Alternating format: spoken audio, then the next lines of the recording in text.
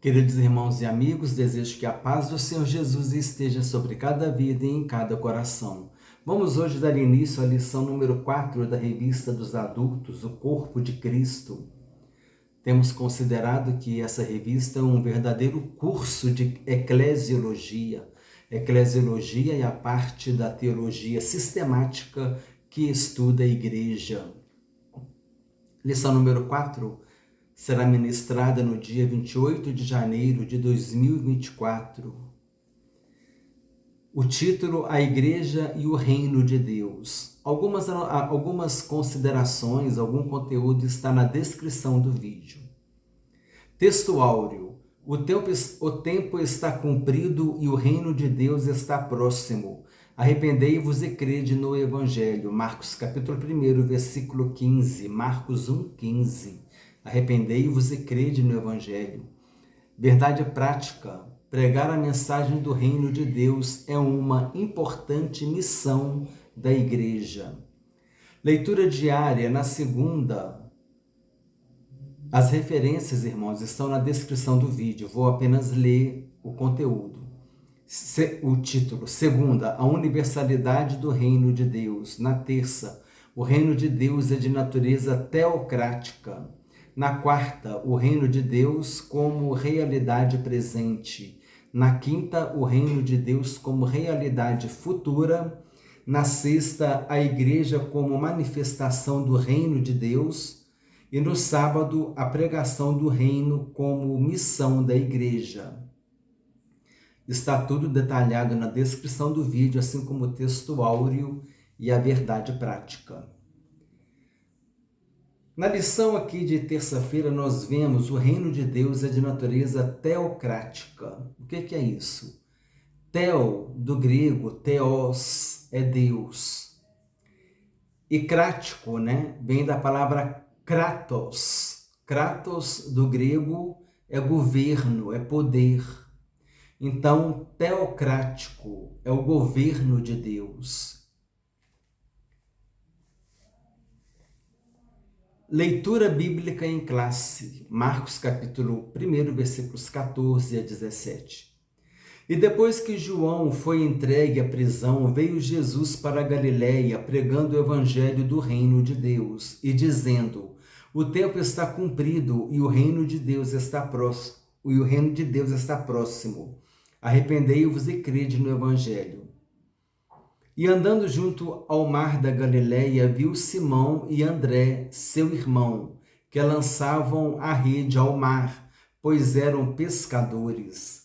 E Jesus lhes disse: vinde após mim, e eu farei que sejais pescadores de homens. Objetivo da lição: 1. Relacionar a natureza do reino de Deus com a nação de Israel, bem como o seu propósito com a existência da igreja. Número 2. Apontar as dimensões do reino de Deus nas realidades presente e futura. Número 3. Destacar a igreja como projeto de Deus e expressão de seu reino na plenitude dos tempos. Letra B, aqui do nosso plano de aula, motivação. Nosso Senhor afirmou que o reino de Deus não tem aparência visível, como se estivesse localizado em uma posição geográfica. Antes, o reino de Deus, disse Jesus, está entre vocês. Isso significa que a natureza do reino é espiritual. Ele se manifesta por meio da justiça, paz e alegria no Espírito Santo. A maior vitória do reino de Deus é sobre o pecado, a morte e Satanás. A aplicação da lição, a conclusão da lição, a aplicação é: a igreja tem a responsabilidade de transmitir a mensagem do reino de Deus ao mundo. Essa missão só pode ser alcançada a partir do testemunho vivo dos crentes que coadune os ensinamentos da palavra de Deus com um estilo de vida que expresse a prática de boas obras. Boas obras ou fruto, né? Jesus falou que era para a gente produzir fruto que glorificasse o Pai que está no céu. João capítulo 15, versículo 8. E também disse no Sermão da Montanha, para que os homens vejam as vossas boas obras e glorifiquem o vosso Pai que está no céu. Eu gosto de considerar boas obras como fruto. Fruto é sinônimo de boa obra. Então, nós devemos produzir boas obras, produzir fruto para glorificar o Pai que está no céu. Palavra-chave da lição é reino. Comentário. Introdução. A Bíblia apresenta Deus como um rei que exerce o seu governo e domina sobre tudo que há. Sobre o seu reino, governa soberanamente. Nesta lição, apresentaremos uma compreensão do reino de Deus a partir de sua natureza e da sua relação com a Igreja. Nesse aspecto, mostraremos o reino divino na sua dimensão universal e soberana, bem como sua realidade presente e futura. A Igreja é vista como parte desse reino e, por isso, Deus a estabeleceu para viver, pregar e manifestar a vida do reino divino. E tem uma natureza do reino de Deus, 1.1. O reino de Deus é universal. O salmista diz que Deus é o rei de toda a terra. E da mesma forma, Daniel afirma que Deus domina sobre o reino dos homens. Assim, as Escrituras revelam um importante aspecto da natureza do reino de Deus, a sua universalidade. Deus é o Rei universal e, como tal, tem domínio absoluto sobre sua criação, sobre reinos e governos humanos, bem como sobre todas as hostes angelicais. Isso significa que nada nem ninguém está fora do seu domínio. Eu já considerei anteriormente que Deus ele é Deus transcendente e imanente.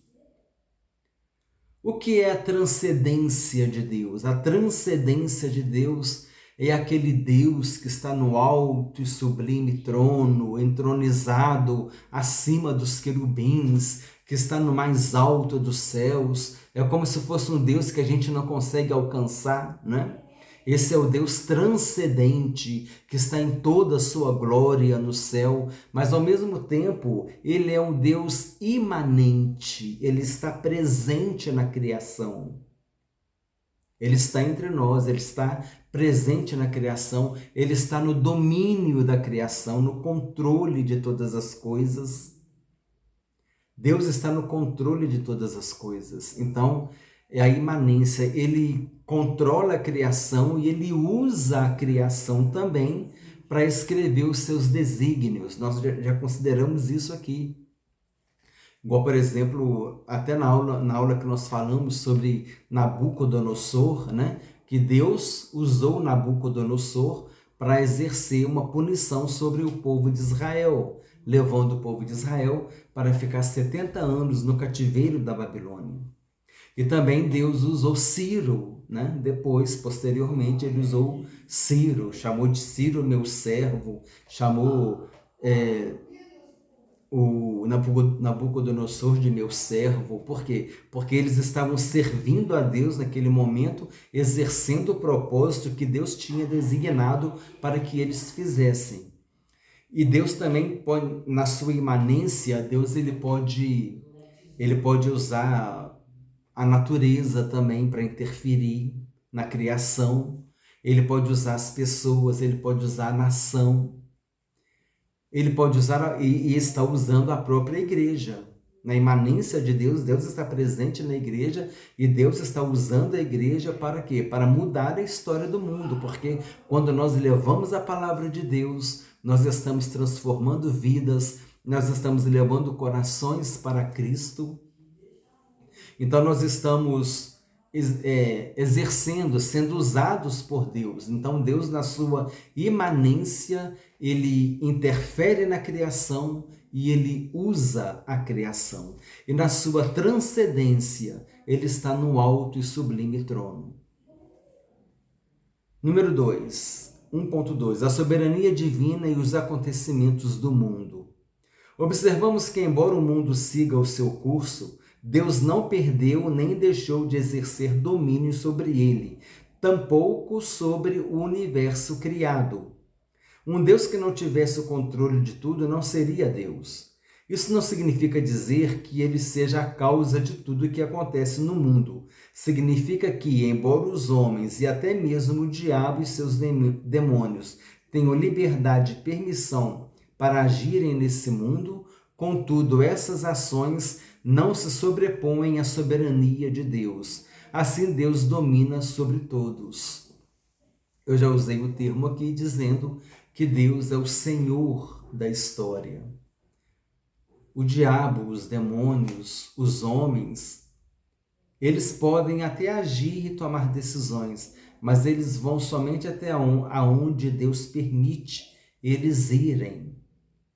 Então, está sob a soberania de Deus, está sob o domínio de Deus. Deus, ele permite que vá até ali, dali para frente ele não permite mais. Como eu disse, Deus, ele é o Senhor da história, é Deus quem escreve a história da humanidade. Então, aqui nós consideramos dois conceitos a respeito de Deus: a transcendência e a imanência. Transcendência é quando Deus, como eu já falei, está no alto e sublime trono, né? E a imanência é o Deus presente, agindo na criação por meio da criação.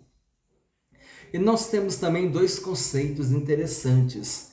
É o deísmo e o teísmo. O que é o deísmo?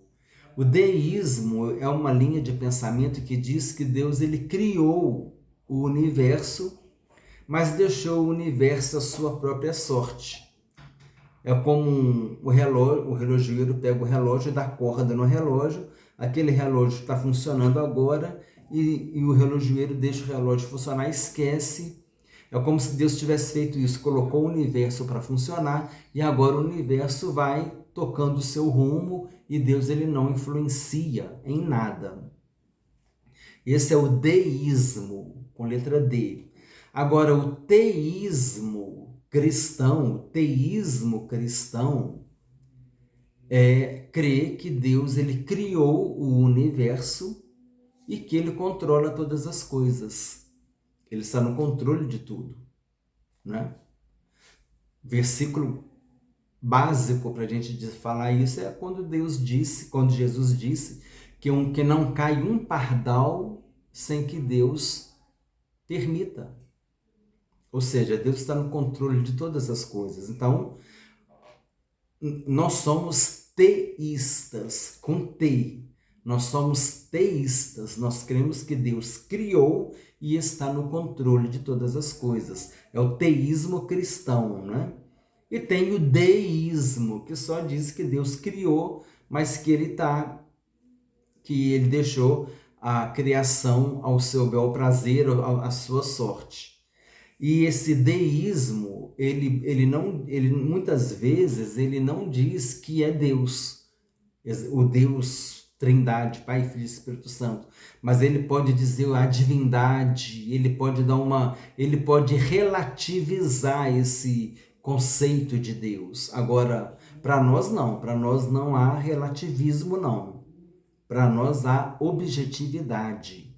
Deus, o nosso Deus que criou todas as coisas, é o Deus Trino, Pai, Filho e Espírito Santo. Então são esses dois.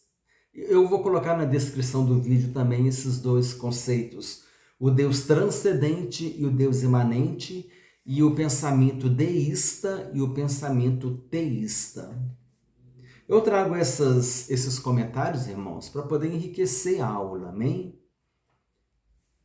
E assim a gente vai crescendo na graça e no conhecimento do Senhor. 1.3 O reino de Deus, a nação de Israel e a igreja. O Antigo Testamento revela que Deus escolheu um povo, Israel, para reinar sobre ele e através dele em um governo soberano e teocrático. Quando Israel estava organizado em um regime tribal, Deus reinava sobre ele, de forma soberana, exercendo seu governo teocrático sobre seu antigo povo. Israel, por isso, era um reino sacerdotal. Dessa forma, quando escolheu Israel, Deus tinha o propósito de abençoar essa nação e, por meio dela, todos os povos. Esse propósito se concretizou na pessoa de Jesus Cristo, o filho de Davi, que, por intermédio de sua morte e ressurreição, estabeleceu a igreja. Sinopse 1. As Escrituras Sagradas revelam a universalidade do reino de Deus, bem como o seu propósito específico para com Israel e a Igreja.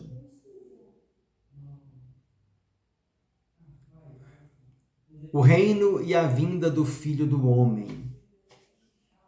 Jesus explica que o reino de Deus é distinto dos reinos com os quais os fariseus estão familiarizados.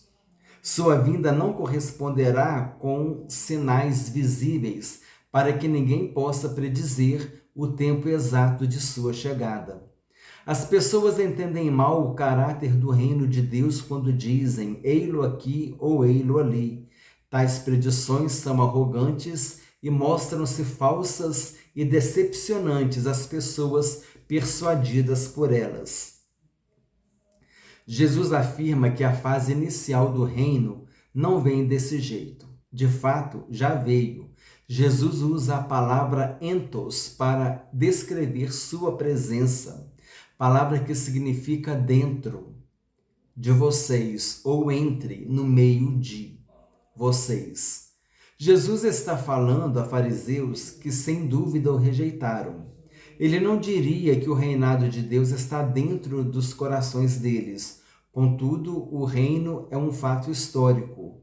Jesus quer dizer que o reino está entre vós, presente no que ele faz e diz, ainda que os fariseus permaneçam cegos diante dessa realidade. Eles esperam ver sinais da vinda do reino algum dia futuro, mas não há necessidade de procurar sinais futuros da vinda do governo de Deus. Hoje pode-se entrar nele, embora sua consumação final venha depois. Virá lá na época do milênio, não é? Quando Jesus reinará durante 1000 anos na Terra. Número 2. A igreja e as dimensões do reino de Deus. 2.1. O reino de Deus como realidade presente. Nos evangelhos vemos Jesus chamando a atenção para a dimensão presente do reino de Deus. Por exemplo, Mateus registra Jesus libertando e curando um endemoniado cego e mudo. Esse fato extraordinário provocou o ciúme e a ira dos fariseus, que o acusaram de fazer isso pelo poder de Beelzebul.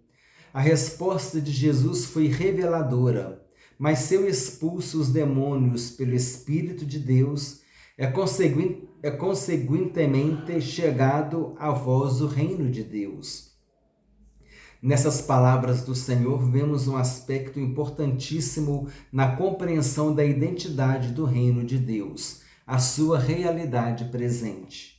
Em outras palavras, com o advento de Jesus, ou seja, com a vinda de Jesus, o reino de Deus já estava presente entre os homens. Nosso Senhor disse que o reino de Deus havia chegado. Logo, esse reino não é algo subjetivo, mas concreto, real. 2. Item 2. Onde está o reino de Deus?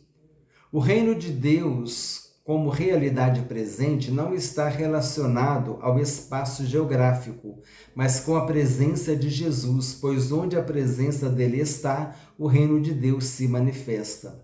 Em outras palavras, toda vez que pessoas são salvas, curadas e libertadas do poder do diabo, o reino de Deus está presente.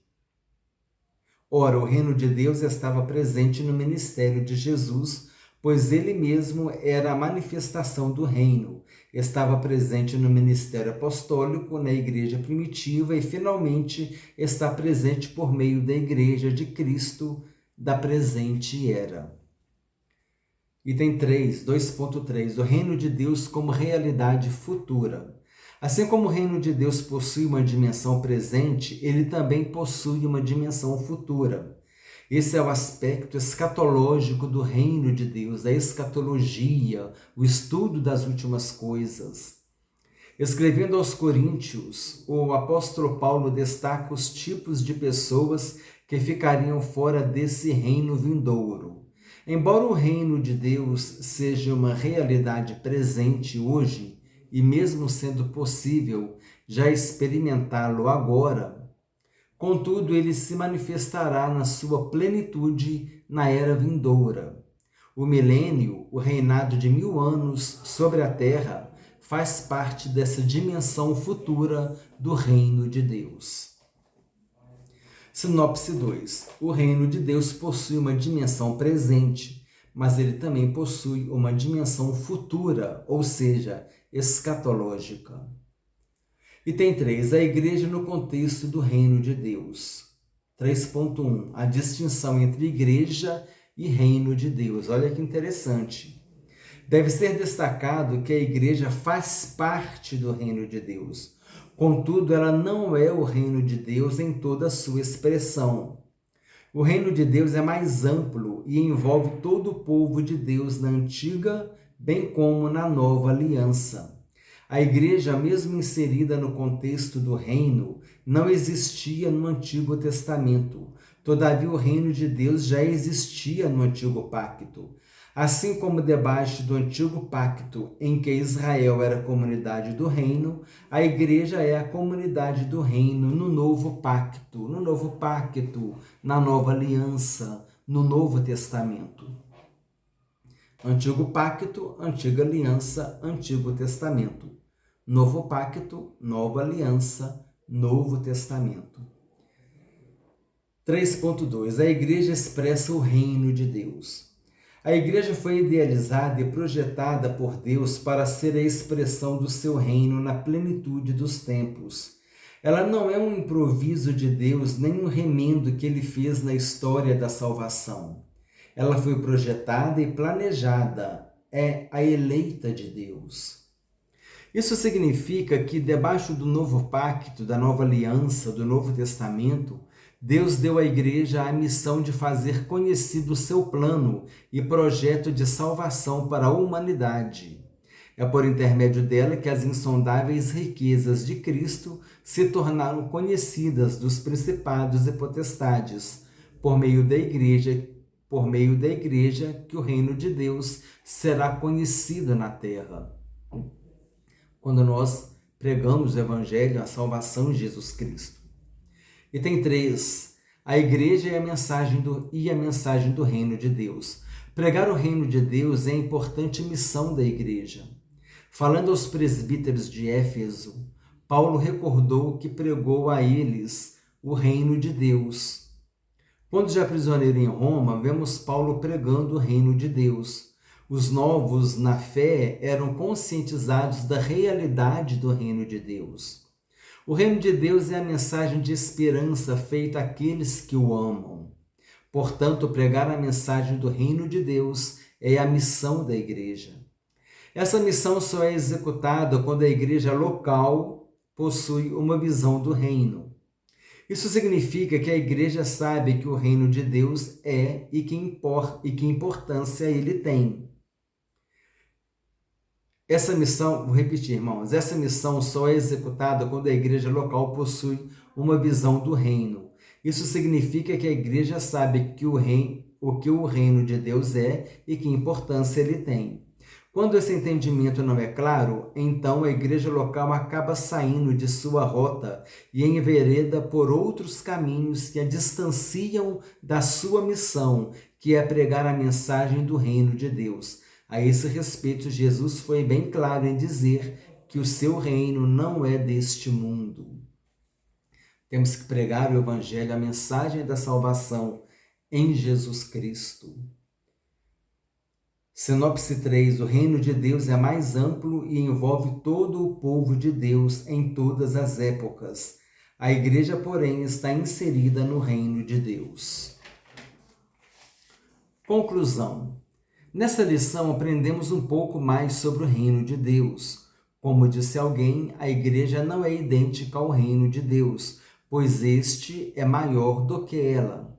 Todavia, a igreja é um instrumento presente do reino e herdará o reino. Assim, o reino de Deus, em sua plenitude ou na sua manifestação final, incluirá todos os crentes que professaram e professarão sua fé em Cristo, o Filho de Deus. Por isso, precisamos, conforme eu já falei, receber Jesus em nossas vidas como nosso único Senhor e suficiente Salvador. Somente por meio de Jesus Cristo nós poderemos fazer parte da igreja e fazer parte do reino de Deus. Revisando o conteúdo, as 5 questões que também estão na descrição do vídeo. Qual é o importante aspecto da natureza do reino de Deus que as Escrituras revelam? A sua universalidade. Número 2. O que o Antigo Testamento revela quanto ao reino de Deus em relação a Israel? O Antigo Testamento revela que Deus escolheu um povo, Israel, para reinar sobre ele e através dele. Qual é o aspecto importante destacado na lição a respeito da identidade do reino de Deus? A sua realidade presente. Número 4. Além da dimensão presente do reino de Deus, qual é a outra dimensão abordada na lição?